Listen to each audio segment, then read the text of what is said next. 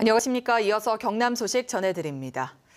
경찰의 유착 의혹이 곳곳에서 끊이지 않고 있습니다.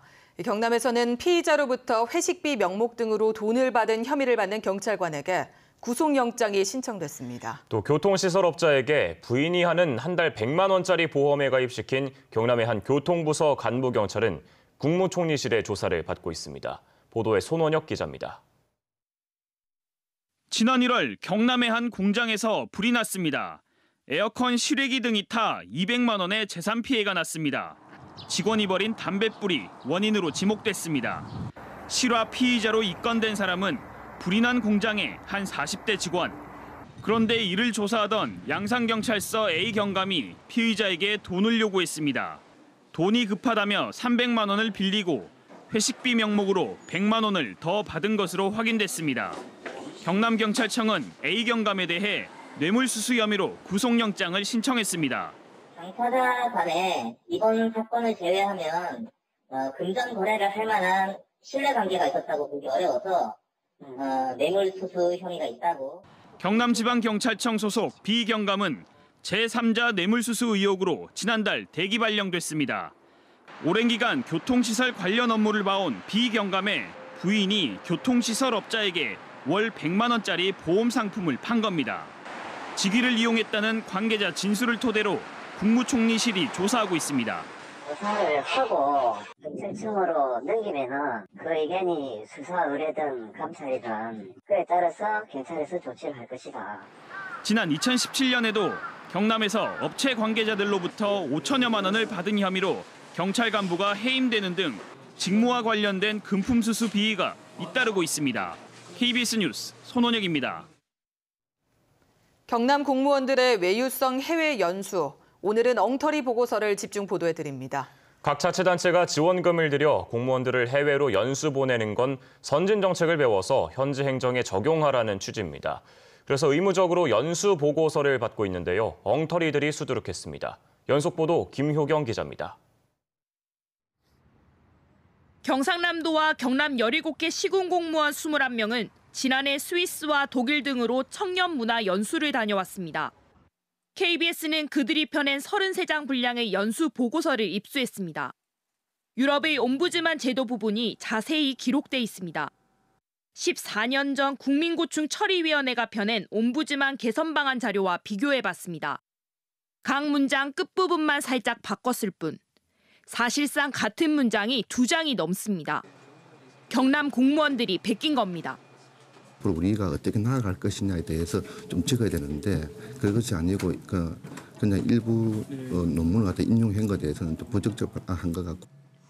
경상남도와 시군 산불 담당 공무원 20명이 지난해 스위스 항공구조대를 다녀온 뒤 작성한 27장 분량의 보고서입니다. 항공구조대에 대한 설명이 8년 전 경기도 광명시가 작성한 보고서와 똑같습니다. 연수 과정에서 느낀 시사점마저도 단어만 몇 개 바꿨을 뿐 그대로 일치합니다.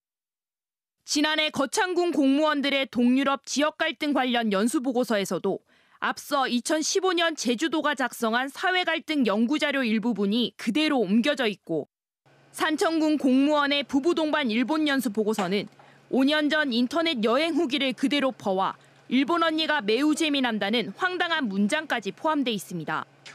공무원 국외 연수의 유일한 결과물인 보고서가 짜깁기에 베끼기 투성이지만 이에 대한 자치단체의 사후 감독은 제대로 이뤄지지 않고 있습니다.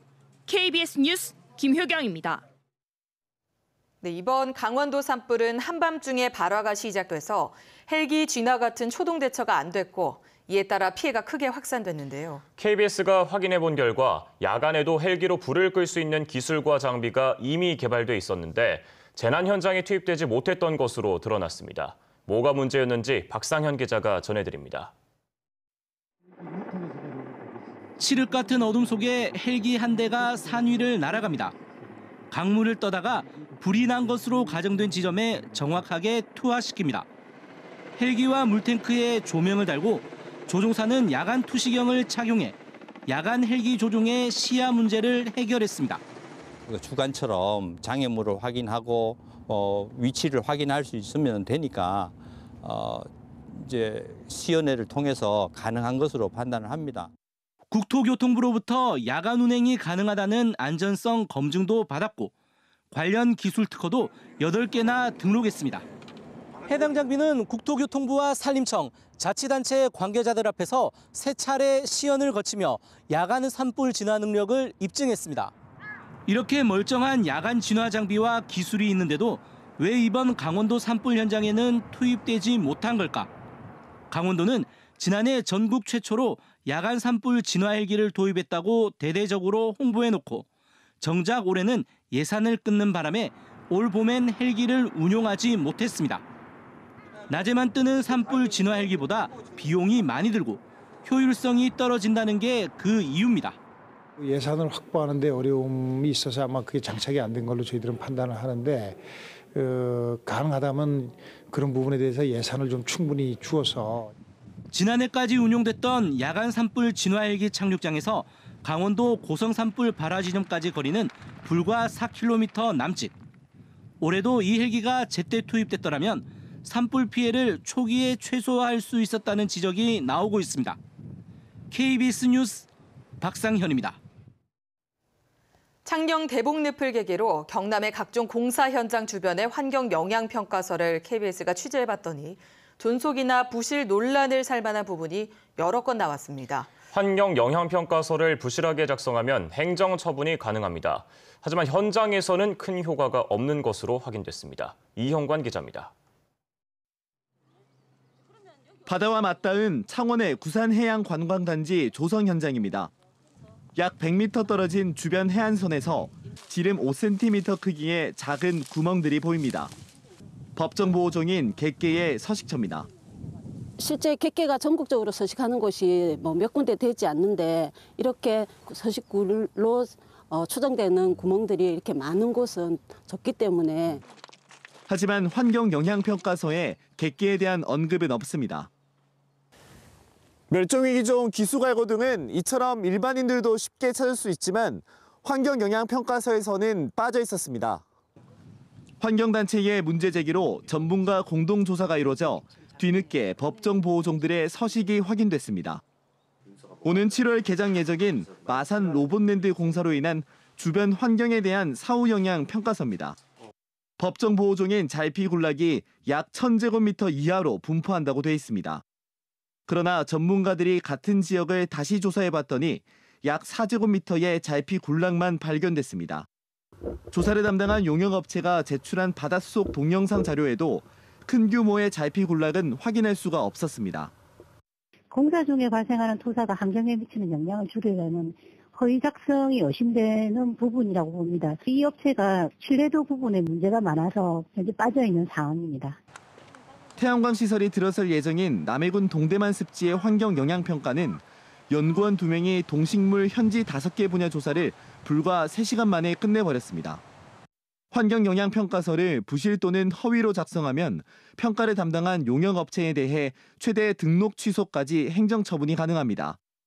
하지만 실제로 처분이 내려진 경우는 전국에 지난 2013년부터 5년 동안 한 해 평균 3.8건에 불과합니다. 환경영향평가법이 만들어진 지 벌써 40년이 넘었지만 평가서 부실 논란은 계속되고 있습니다. KBS 뉴스 이형관입니다. 진주 뿌리산단에서 세계 최대 규모 공룡 발자국 화석 밀집지가 발견됐습니다. 세계적인 관광지가 될 가능성이 크기 때문에 이 화석 산지를 현장 보존해야 한다는 목소리가 높습니다. 최세진 기자가 보도합니다. 지난 4일 문화재청 전문가 검토회의가 열린 진주 정촌 뿌리산단에서 시공사 관계자들이 취재진을 막아섭니다. 조성공사 현장 통제는 물론이고 공사장 밖에서 촬영하는 것까지 몸싸움을 하며 방해합니다.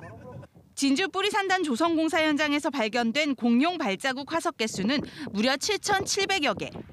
국내 최대는 물론이고 세계 최대 규모 공룡 발자국 화석 산지가 될 가능성이 크지만 진주시와 뿌리산단 시공사는 공사 차질을 이유로 일체의 접근과 취재를 거부하고 있습니다.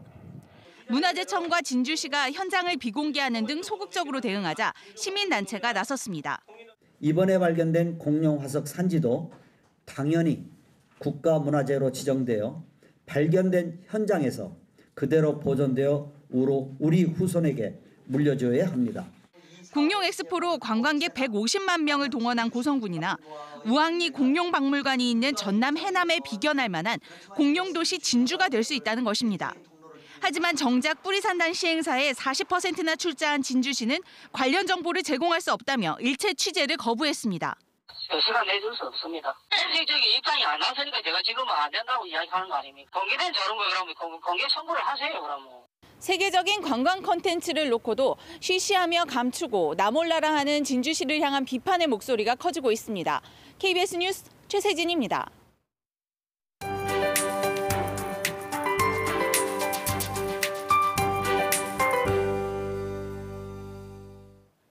밤사이 남해상으로 저기압이 지나면서 다소 요란스러운 비가 내렸습니다.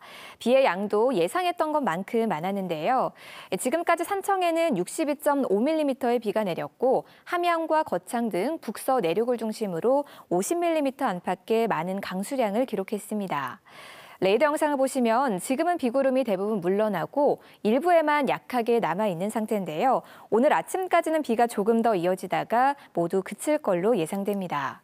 그 사이 내리는 비의 양은 5mm 미만으로 아주 적은 수준인데요. 계속해서 바람이 강하게 불겠고 안개와 함께 도로도 미끄러울 걸로 예상돼 출근길 교통안전에 유의하셔야겠습니다. 비가 그친 뒤로는 기온이 조금 더 내려가 쌀쌀해집니다. 오늘 창원의 낮 기온 12도로 어제보다 3도가량 낮겠고요. 평년 기온은 6도가량이나 크게 밑돌겠습니다. 옷차림 따뜻하게 해주셔야겠습니다. 현재 기온은 모두 한 자릿수로 크게 내려가 있는 모습인데요. 동부 지역은 창녕 5도, 창원과 함안이 6도에 그치고 있습니다. 낮 기온 역시 밀양 11도로 어제보다 조금 더 낮겠고요. 해안 지역으로는 오후까지 강풍주의보도 이어지겠습니다. 경남 서부 지역도 현재 기온 5도 안팎으로 어제보다 2, 3도가량 더 내려간 모습이고요. 낮 기온은 거창이 10도에 그치겠습니다. 해상에는 여전히 풍랑특보가 남아 물결이 최고 6m까지 매우 높게 일겠고요. 내일 아침까지는 거센 바람과 물결이 이어지겠습니다. 내일까지는 평년보다 다소 쌀쌀한 날씨가 이어지다가 모레부터 다시 따뜻해지겠고요. 일요일에는 또 한 차례 비가 내리겠습니다. 기상정보였습니다. 고성군은 서울에서 열린 여행 박람회에 참가해 2020 경남 고성 공룡 세계 엑스포를 홍보하는 등 지역 관광 여행 홍보를 본격화했습니다. 산청군이 농림축산식품부의 농촌 신활력 플러스 사업에 선정돼 2022년까지 70억 원의 지원금을 받게 됐습니다.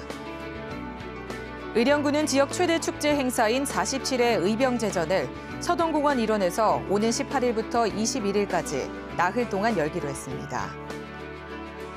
남해군의 독일마을과 원예예술촌이 한국관광공사가 추천한 이색적인 여행 4월 가볼 만한 곳에 선정됐습니다. 창원시가 야구 관중 100만 명 달성을 위한 아이디어를 공모합니다. 제출자는 오는 19일까지 창원시청 홈페이지에 100만 명을 동원할 수 있는 구체적인 아이디어를 제시하면 됩니다. 창원시는 9명을 뽑아 상금 200만 원을 전달할 예정입니다. 한편 프로야구 NC다이노스는 지난해 홈경기 한 게임에 6,200여 명이 입장했지만 올해는 새 야구장의 효과로 관중이 더 늘어날 것으로 기대하고 있습니다. 프로축구 경남FC가 축구장 안 보궐선거 유세와 관련해 한국프로축구연맹이 내린 제재금 2천만 원 부과 결정에 대해 재심을 신청했습니다.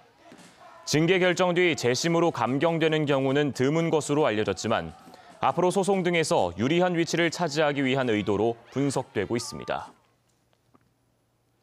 민주노총 경남본부가 경남에너지 가스요금 인하와 비정규직 노동자의 정규직 전환을 요구했습니다. 민주노총은 경남에너지가 지난해 주주들에게 630억 원 배당을 결정했다며 부조리한 회계 구조를 고쳐 도시가스 요금을 내리고 열악한 근무 환경에 놓인 비정규직 노동자들을 정규직으로 전환하라고 촉구했습니다. 밀양경찰서는 어머니의 목을 졸라 숨지게 한 혐의로 32살 A모 씨를 긴급 체포했습니다.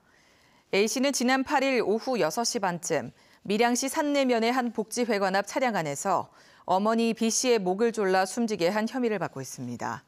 경찰 조사 결과 A씨는 빚과 생활고에 시달리다 우울증을 앓고 있던 것으로 알려졌습니다.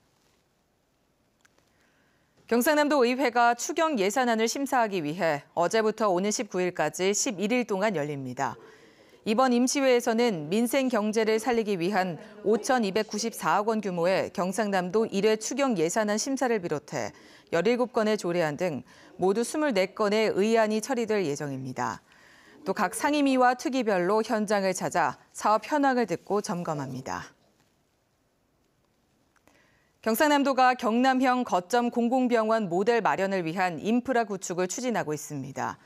경남도는 지난해 12월 거점 공공병원 확충을 위한 진료권 분석과 건립 후보지 검토 용역을 시작했고 오는 6월 토론회와 최종 보고회를 열 계획이라고 밝혔습니다. 또 공공보건의료 분야 정책 개발과 컨트롤타워 역할을 할 공공보건의료지원단도 오는 6월 본격 운영에 들어갑니다. 경남 지역의 택시 기본요금이 2,800원에서 3,300원으로 오릅니다. 경상남도 소비자정책심의위원회는 시군에 관련 지침을 전달했습니다. 이에 따라 거리요금은 100원에 기존 143m에서 133m로 조정되고 시계외 할증은 20%에서 30%로 오릅니다. 시 지역은 오는 11일과 12일 이틀 동안 지역별로 인상요금이 적용되며 군 지역은 택시업계와 협의해 다음 달 안에 인상요금이 적용됩니다. 뉴스를 마칩니다. 시청해주신 여러분 고맙습니다.